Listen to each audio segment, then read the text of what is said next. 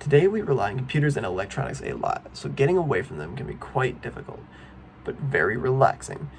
Personally, I do this through drawing. I am not very good. I've only been going for about a year now, drawing consistently.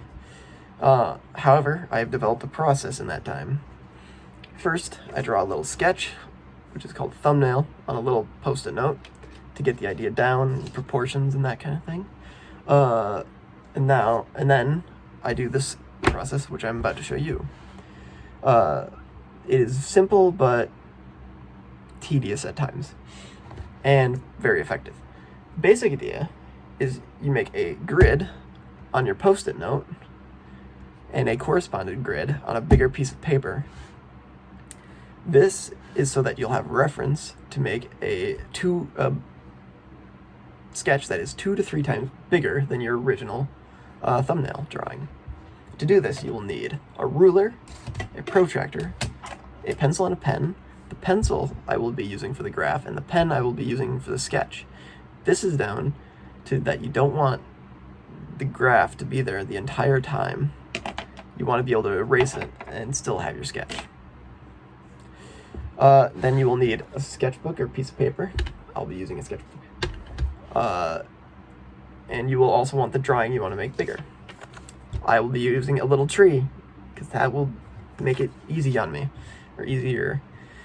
If you're going from a post-it like I am, you would want to make a graph that's about a 1/4 inch per square, so 1/4 inch increments. It will look like that.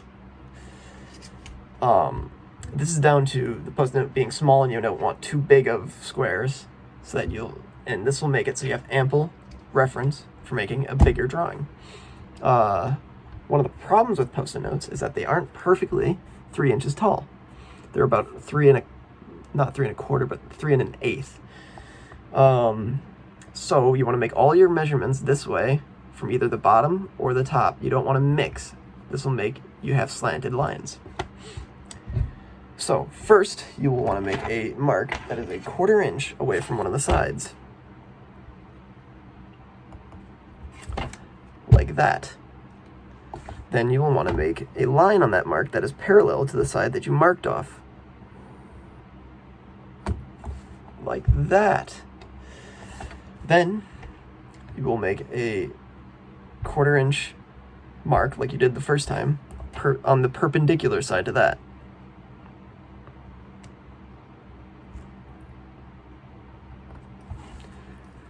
So there's the perpendicular mark, and that's the original line. And you will want to make another line across. So now you will have 2 lines intersecting near a corner, like that. Personally, I like doing 2 marks, one here and one here. That will make it so that second line will be perfectly parallel to the edge.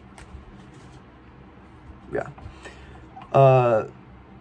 Now that you have these lines, we can start to make the graph, or at least plan it out. You will make 1/4 inch marks all the way down both of these, like that.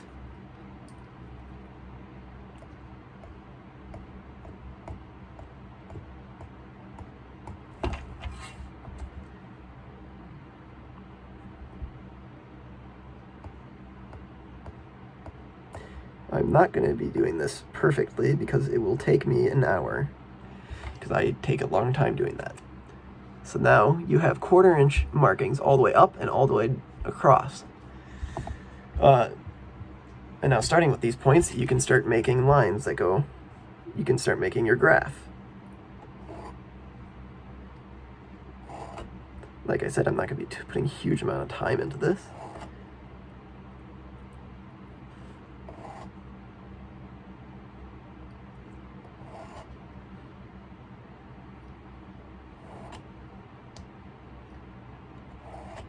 And either way, if you're wanting to do the art, you don't want it to be, or you don't need it to be absolutely perfect, because that's part of it where you have to think on your feet and make changes while you're doing it.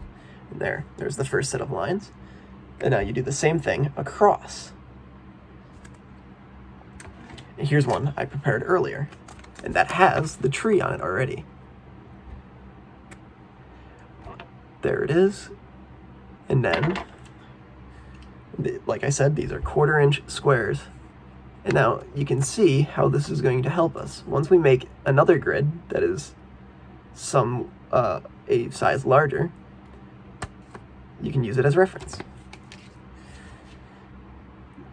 The process is largely the same on a sketchbook. You make a line, and you make a perpendicular line.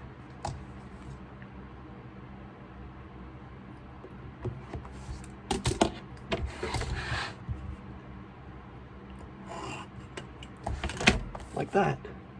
And here's the one I prepared earlier. It is exactly the same as doing it on your Post-it note. Now that you have both this, your reference, and a grid, I did mine 1/2-inch increments to make it double the size. So now you can start making your line, your art.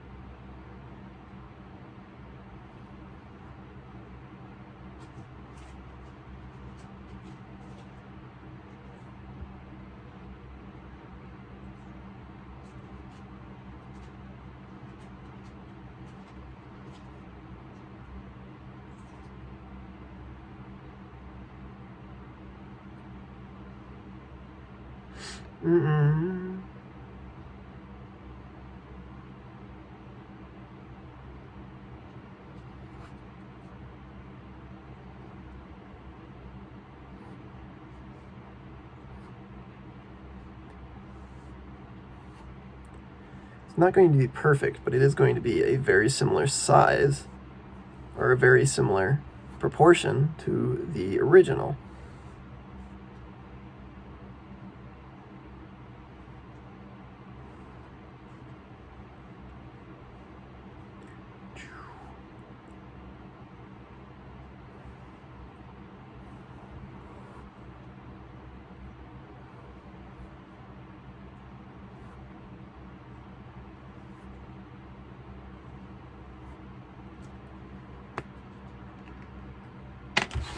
There that is. This is double the size as this one, because this grid is 1/2-inch increments and this one is 1/4-inch increments. And that's how I make my small drawings bigger. If I ever make a one that I like this one, I'll do this in a sketchbook like this, and then use pens and whatever, and draw it and color it. That will make me happy. Thank you.